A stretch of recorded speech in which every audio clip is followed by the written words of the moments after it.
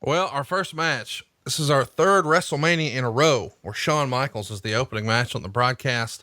Tatanka would beat Shawn by countout in 18 minutes and 30 seconds. So Shawn keeps the Intercontinental title. He's going to come out with his new valet slash manager, Luna Vachon, while Sensational Sherry's in Tatanka's corner. And they're pushing the debut of Vachon pretty hard here.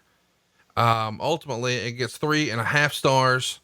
Meltzer would write, the finish came when Michaels missed a crossbody off the apron, fell on the floor. Referee Joey Morello was counting out Michaels, who then knocked him down. Michaels got back into the ring, but Tatanka hit his Samoan drop, covered him for the pin, but Morello gets up, calls for the bell, ruling that Michaels was the loser by countout. Meltzer would say, very weak finish to what was an excellent opener. After the match, Luna clotheslined Sherry and kicked her a few times. And later in the show, they announced Luna had attacked Sherry in the first aid room as well.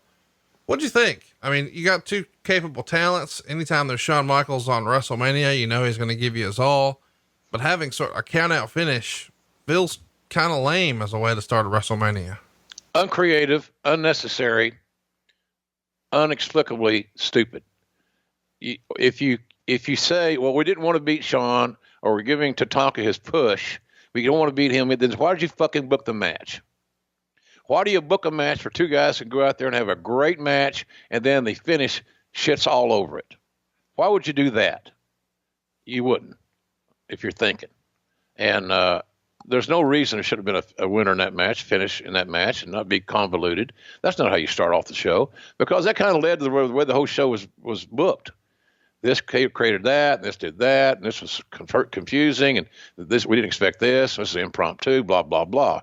So, but I know that they worked on there's some, in our notes, you saw there where Meltzer talked about the fact that I was able to talk about Shawn's separated shoulder as it related to Tatanka using a hammerlock as a basis in the story of the match, which WWE had normally not acknowledged.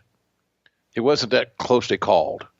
And I think that was the first time that my style was illustrated on WWE television, was in that very first match with Shawn versus Tatanka, and the fact that Tatanka's working a hammerlock to exploit the injured shoulder of Shawn Michaels.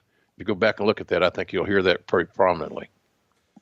Next up, we've got the Steiner brothers working with the Headshrinkers. The Steiner brothers pick up the win in 14 minutes and 22 seconds, 2.5 stars. The thing that everybody talks about in this, well, Meltzer even covers it here. He says, first big spot was Samu doing what appeared to be a hot shot or a stun gun, whatever you want to call the move on Scott. But Fatu had pulled the ropes down and Scott wound up taking a nasty bump on the floor, and it does look brutal. Scott's then pounded on for the next 7 minutes of change.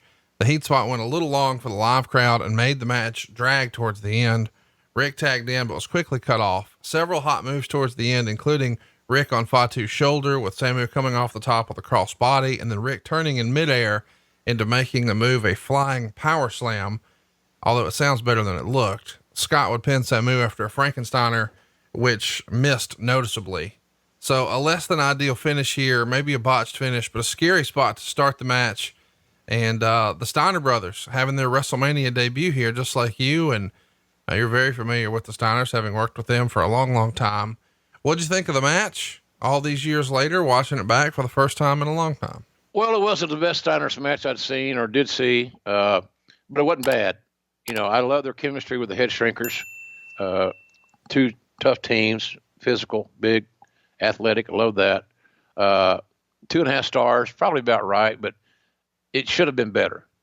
But I was very happy that Rick and Scott had elevated their game to where they were in WWE, WWF. And, but you know, I was a little, and going back and watching it, I could see where it could have been better. But was it bad? Hell no, it wasn't bad at all. But I really have great respect for both those teams. And that would have been the match where they could have really made a huge impact at a major event. And they didn't do it. They missed their opportunity to maximize their minutes by getting 2.5 stars on Meltzer's rating. Talk to me a little bit about the Steiner brothers. Why don't you think they were a better fit for the WWE? I mean, these guys had tremendous success everywhere they went. And then for whatever reason here, it just feels amiss. Well, I don't know that the Steiners were ever a great fit in WWE. Maybe that's what you said. Yeah. It's a matter of booking philosophies and what you stress and it's who you book them with. The Steiners, I believe the Steiners are one of the great tag teams of my generation that I had ever seen and worked with. Great athletics, real. You can't see through their bullshit. They were athletic and fit.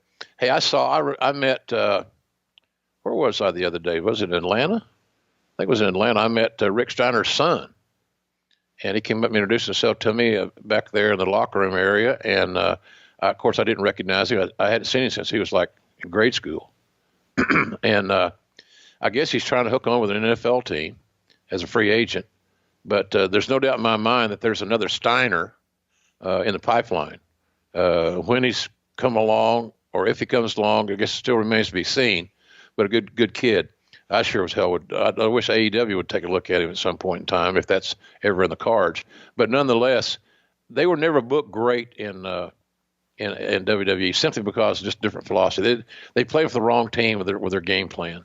Let me ask you, do you think that's because, and I know I'm reaching here a little bit, but do you think it was their background in being these great amateur wrestlers and wearing the Letterman jackets, and it was very realistic? Meanwhile, the WWF's creating Cowboys and Adam Bomb. It just feels like that for whatever reason doesn't line up with Vince's vision. He wants over the top characters, not necessarily badass, legitimate collegiate athletes. Yeah, you're right. He wanted to make sure that the entertainment side, as the sports entertainment roster in WWE, was fully stocked. But if you book the Steiners, the right teams, I mean, my goodness gracious, you're just printing money, because their matches are going to be extraordinary. And but that wasn't the case. So yeah, I think there's probably something to be said about that, Conrad, that the Steiners did not fit the ideal mold that Vince envisioned his superstars to have. And because they were basically just simple extensions of their own personality, which I always believe was, they had another guy come along named Steve Austin not too many years after that with this exact same thing that kind of blew the whole sumbitch wide open. So I'm not a big believer in that we can entertain ourselves right into riches and all that. You still got to deliver the steak, in my opinion. Hey, it's Conrad Thompson here to tell you a little more about what adfreeshows.com is all about. Get early, ad-free access to more than a dozen of your favorite wrestling podcasts every single week, starting at just $9. That's less than 20 cents an episode each month. And yes, you can listen to them all directly through Apple Podcasts or your regular podcast apps. How easy is that? Ad-free shows also has thousands of hours worth of bonus content and docuseries like Title Chase, Eric Fires Back, Conversations with Conrad, and The Insiders. Plus new series like The Book with David Crockett, Monday Mailbags with Mike Chioda and Nick Patrick, and a whole lot more. And you want to talk about early? You can't get any earlier than listening to the shows live. You can be a part of the live studio audience as we record the podcast. Plus, ride shotgun alongside your favorite childhood heroes for live watch-alongs, Q&As, and other interactive experiences every single month. Come on now, see for yourself what thousands of other wrestling fans from around the world have discovered, that adfreeshows.com is the best value in wrestling. Check it out today, and hey, when you do, the first week is completely free. adfreeshows.com.